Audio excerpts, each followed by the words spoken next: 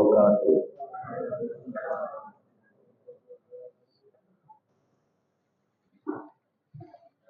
Alhamdulillahilladzi ja'ala yawmal 'id li ibadatil mu'minin wa khatama syahra ramadana lil mubarak lil muslim lil mukhlisin. Asyhadu an la ilaha illallah wahdahu la syarika lah, lahul mulkul haqqul mubin, wa asyhadu anna Muhammadan abduhu wa rasuluhu shadiqul wa'dil amin. Allahumma shalli wa sallim ala nabiyyina Muhammad wa ala alihi wa ashabihi ajmain wa man tabi'ahum bi ihsanin ila yaumiddin.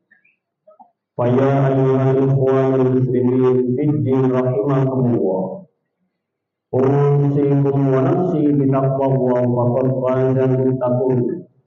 Wa qala Allah ta'ala fil Qur'anil Karim, a'udzu billahi minasy syaithanir rajim, ya ayyuhalladzina amanu taqullaha haqqa tuqatih wa la tamutunna illa wa antum muslimun.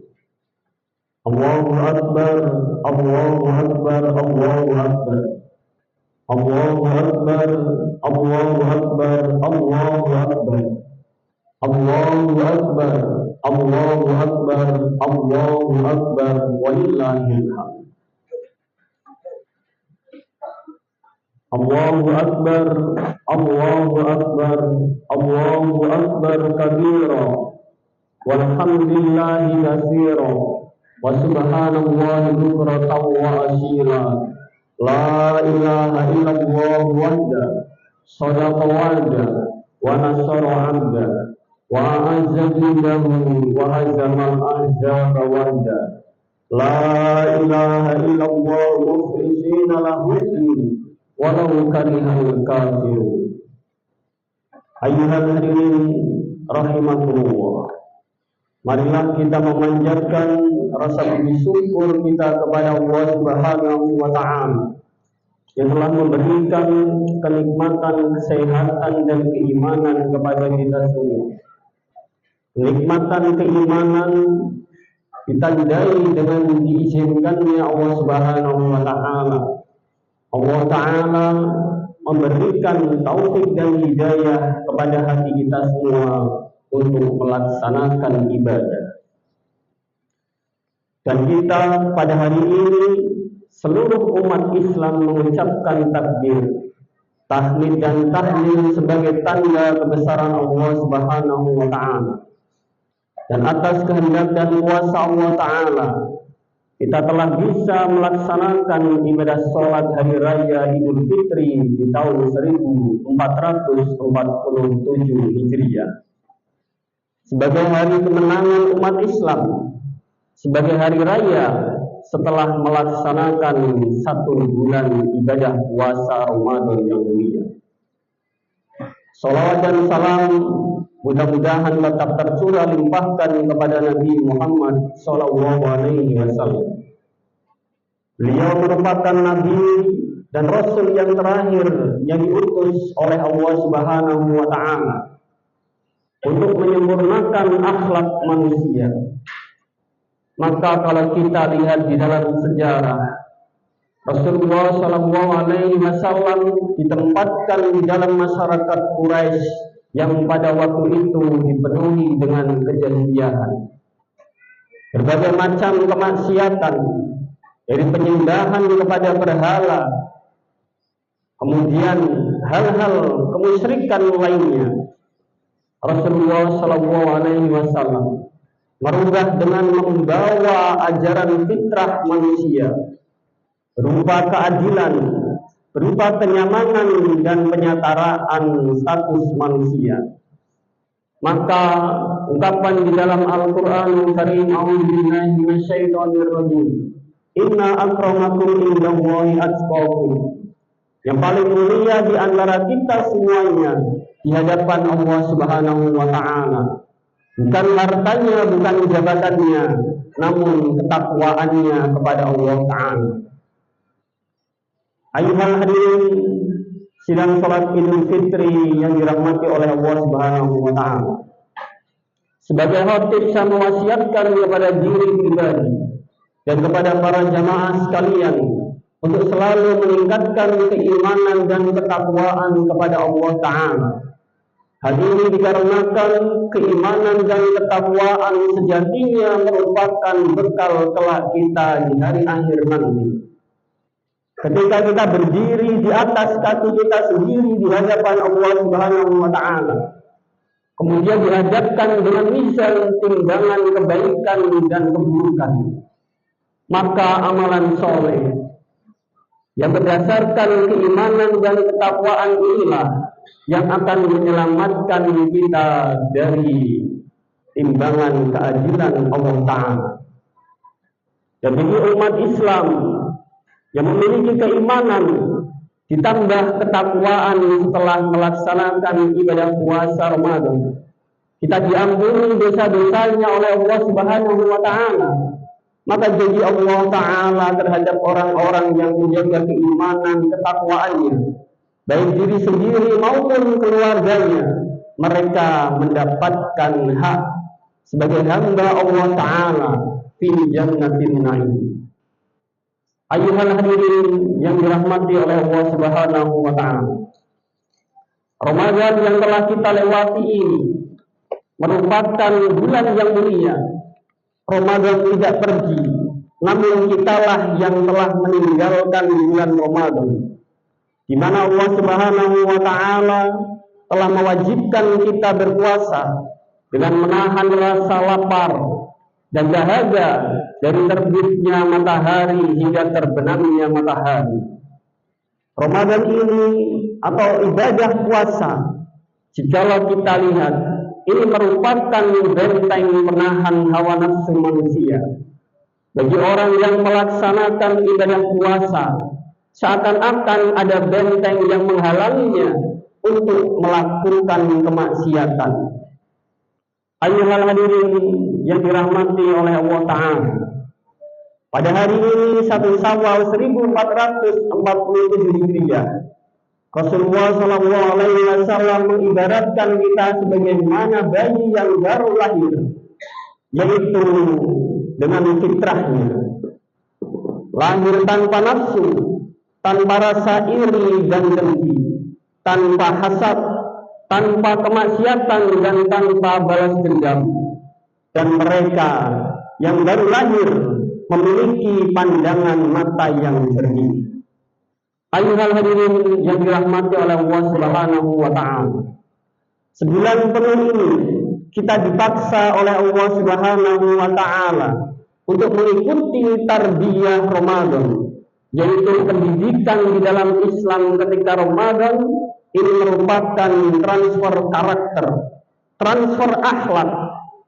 Inilah yang mungkin kurang di pendidikan di Indonesia, hanya mentransfer ilmu pengetahuan, maka tidak mungkin semuanya akan menciptakan karakter yang mulia. Namun ketika pendidikan ini mentransfer sebuah karakter, bisa menjadikan orang menjadi pintar. Namun orang yang dapat mendidikan hanya kepintarannya semata, mereka belum tentu memiliki karakter yang baik. Ayuhal hadirin yang dirahmati oleh Allah Subhanahu wa Ta'ala, di hari ini kita merayakan hari raya Idul Fitri, hari kembali kepada fitrah manusia. Dan Allah Subhanahu wa Ta'ala mengingatkan kepada kita di dalam Al-Qur'anul Karim, faqim wajhaka lid-dini hanifa fitratallahi allati fataran nasa 'alaiha. Hadapkanlah wajahmu kepada agama yang lurus. Itulah fitrah Allah yang telah menciptakan manusia menurut fitrahnya tersebut. Ayuhal hadirin yang dirahmati oleh Allah Ta'ala, namun di pagi hari ini yang penuh berkah, ada satu pertanyaan yang sangat besar. Pendidikan Ramadan yang mentransfer karakter kita dipaksa taat kepada Allah Ta'ala. Kita tanyakan pada diri kita sendiri, apakah kita benar-benar kembali menghidupkan fitrah atau hanya nanti setelah Ramadan berlalu hanya kembali mengulang kebiasaan lama?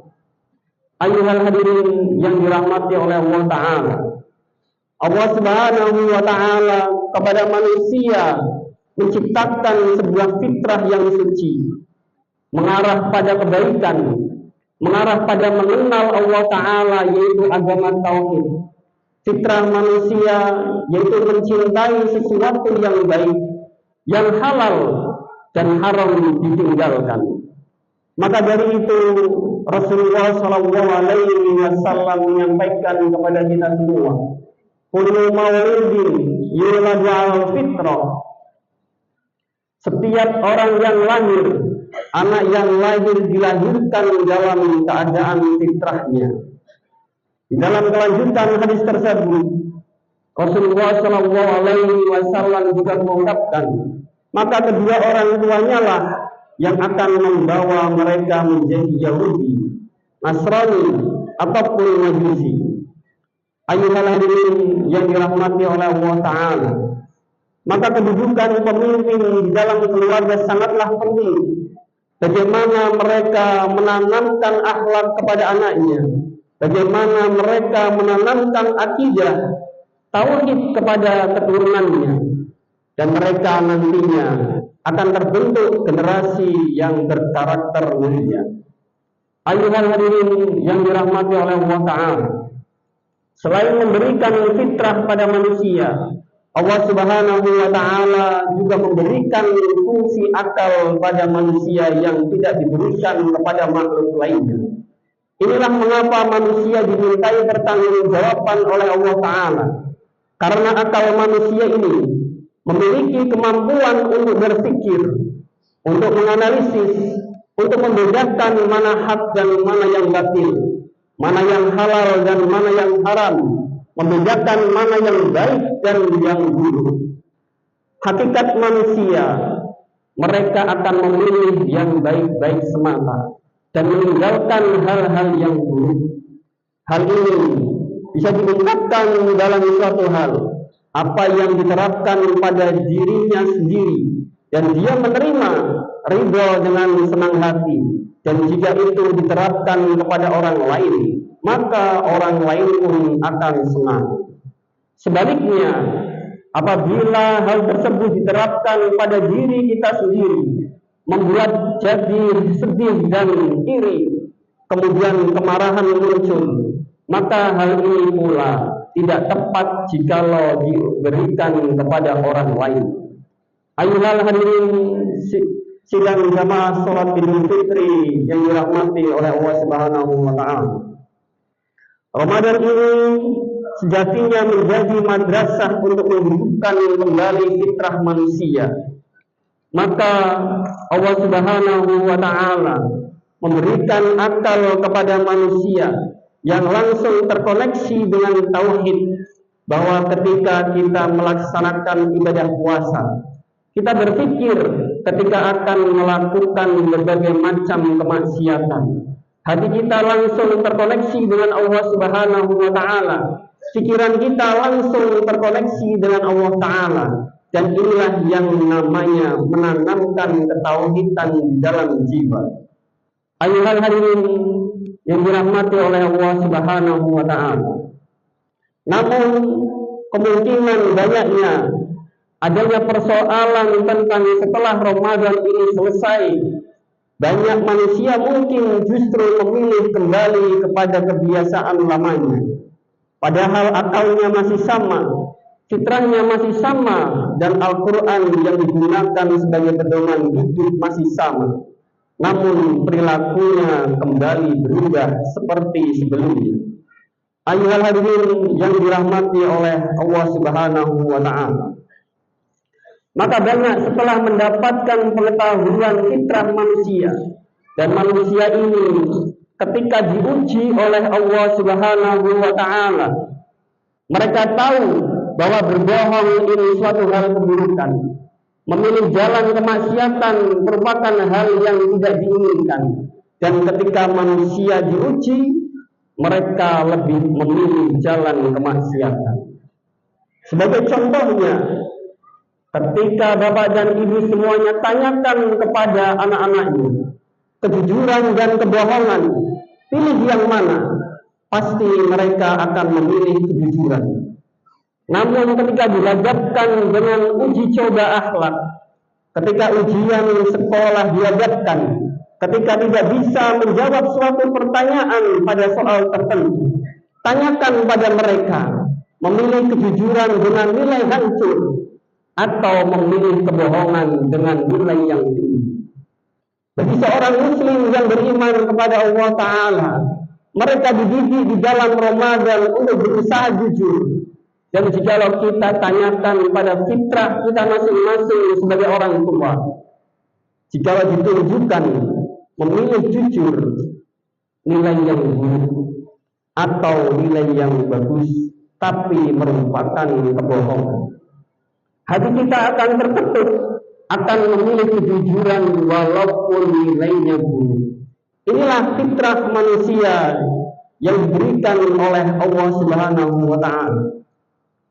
Di sisi lain lagi, jikalau kita melihat ujian dari para sahabat Rasulullah SAW atau di masa Khulafaur Rasyidin, mereka diuji dengan kemiskinan. Seorang ibu dengan kemiskinannya dan anaknya tidak memiliki apa-apa. Apa yang mereka lakukan? Mereka memasak batu untuk menghibur anaknya, benar-benar bertawakal kepada Allah Subhanahu wa Ta'ala. Namun ayuhal hadirin yang dirahmati oleh Allah Ta'ala, inilah jalan yang dipilih orang-orang beriman. Namun ketika kita melihat fenomena saat ini, banyak orang-orang yang rela menukar karakter akhlak mulia dengan segelintir tawaran-tawaran nafsu kemaksiatan yang ada di dirinya.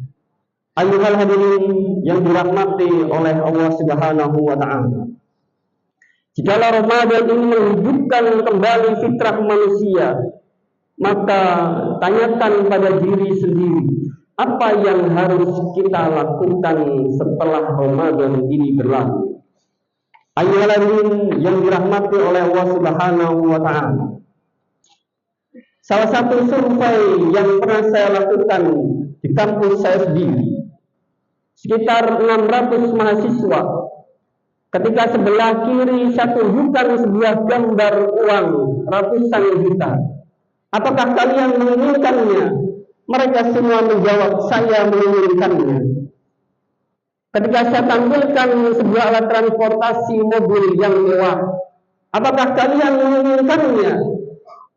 Mereka menjawab, kami menginginkannya. Ketika kami tampilkan kembali rumah mewah, mereka juga menginginkannya. Ketika saya tampilkan sebuah gambar jabatan, mereka juga menginginkannya. Ayuhal hadirin yang dirahmati oleh Allah Ta'ala, apakah dalam Islam hal tersebut boleh? Sungguh sangat diperbolehkan. Bahkan para sahabat Rasulullah SAW, salah satunya Abdurrahman bin Auf, mereka juga memiliki harta yang banyak. Namun ketika saya tampilkan di sebelah kanan sebuah gambar anak kecil memegang Al-Quran dengan terseduh-seduh menangis mendoakan kedua orang tuanya, kemudian saya tanyakan, jikalau kalian memiliki harta yang banyak namun pengetahuan agamanya minim, bahkan sering berlaku maksiat, dibandingkan dengan seorang anak memegang mushaf Al-Quranul Karim yang terseduh menangis mendoakan orang tuanya, tanyakan pada diri Anda sendiri, saat ini kalian pilih yang mana? Semua mahasiswa yang saya survei memilih yang sebelah kanan dengan mushaf kecilnya, mengabaikan harta yang begitu banyaknya yang mereka cari. Kemudian saya tanyakan, jikalau Anda pulang ke rumah, tanyakan sama orang tua, apa yang sebenarnya mereka inginkan dari seorang anak. Maka semuanya menjawab terlebih dulu padahal belum sampai rumah.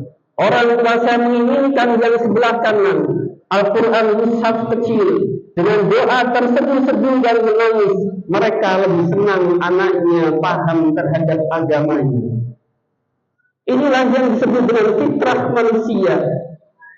Namun manusia terkadang terkecoh dengan apa yang ditawarkan dunia ini dari Allah Subhanahu wa Ta'ala, yang mana kita Muslim sudah mengetahuinya. Illa mata'ul ghurur. Semua ini hanya senda gurau belaka. Lihat nurakum ayyukum ahsanu amala, untuk menguji kita semua siapa yang paling baik amalnya. Ayuhal hadirin sidang jamaah sholat Idul Fitri yang dirahmati oleh Allah Ta'ala.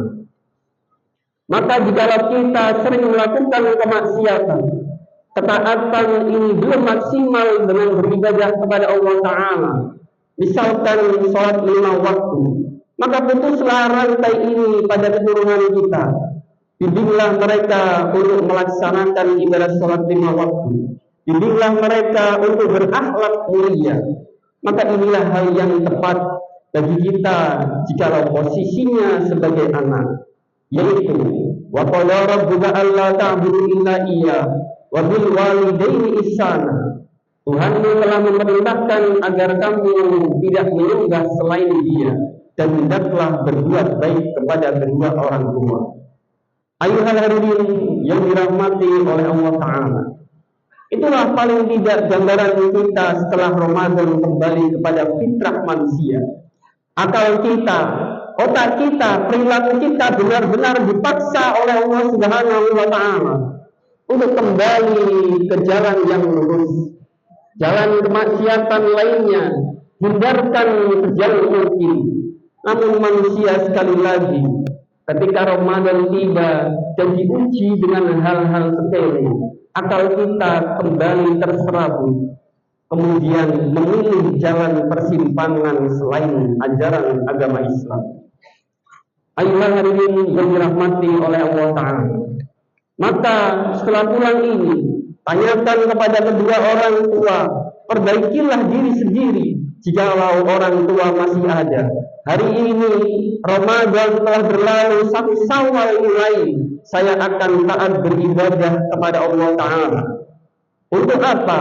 Untuk memberikan sesuatu kepada kedua orang tua, yaitu waladun sholih yad'ullah. Ini merupakan amalan ibadah yang harus mengalir, yang diberikan anak kepada kedua orang tuanya.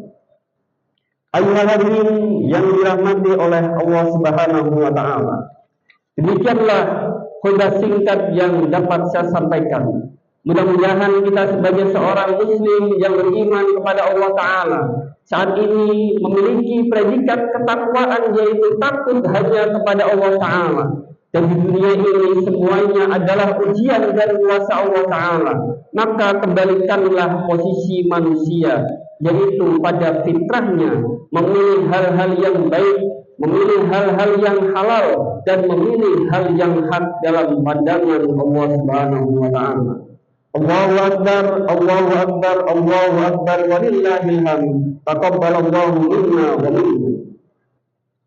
Alhamdulillah, alhamdulillahilladzi arsala rasulahu bil-huda wa dinil haqq liyudhhirahu 'ala ad-dini kullihi wa kafaa billahi shahida. Asyhadu an la ilaha illallah wahdahu la syarika lah, wa asyhadu anna Muhammadan abduhu wa rasuluhu la nabiyya ba'da. Allahumma shalli ala nabiyyina Muhammad wa ala alihi wa ashabihi ajma'in, amma ba'du. Allahumma shalli ala Muhammad wa ala ali Muhammad kama shallaita ala Ibrahim wa ali Ibrahim innaka Hamidum Majid. Wa barik ala Muhammad wa ala ali Muhammad kama barakta ala Ibrahim wa ali Ibrahim innaka Hamidum Majid. Allahumma firli lil muslimina wal muslimat wal mu'minina wal mu'minat al ahya'i minhum wal amwat innaka sami'un qaribun mujibud da'wah.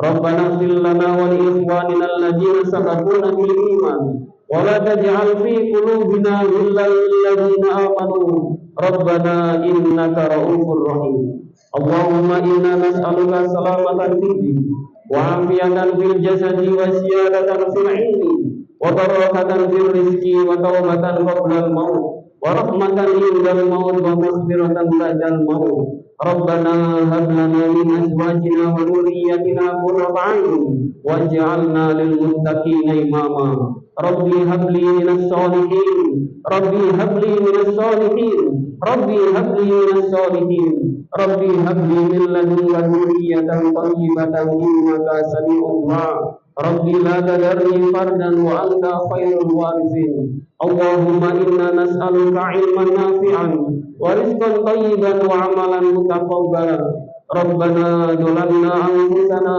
وإن لم تغفر لنا وترحمنا لنكونن من الخاسرين رب اغفر لي ولوالدي وارحمهما كما ربياني صغيرا ya Allah ya Rahman ya Rahim.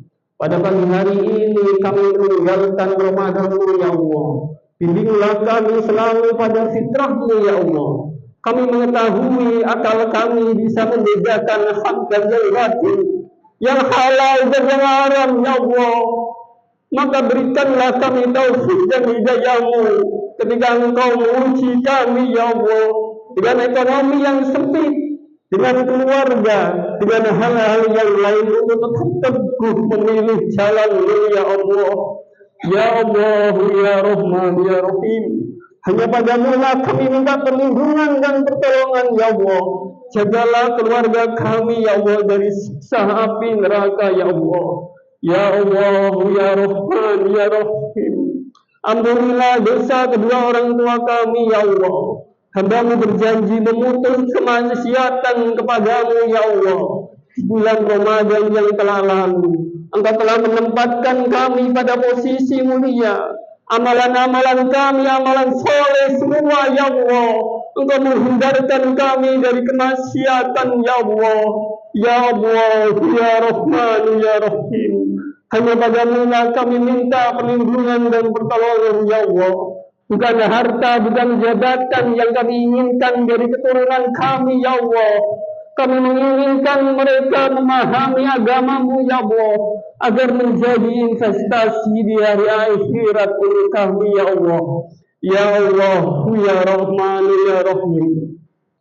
Hanya padamu lah kami bertawakal ya Allah. Mudah-mudahan Engkau menerima amalan puasa kami ya Allah, menerima tadarus kami ya Allah, menerima itikaf kami ya Allah, menerima infak kami ya Allah, dan menerima bakti kami kepada kedua orang tua kami ya Allah. Rabbana atina fid dunya hasanah wa fil akhirati hasanah wa qina adzabannar. Amin ya rabbal alamin. Wassalamualaikum warahmatullahi wabarakatuh.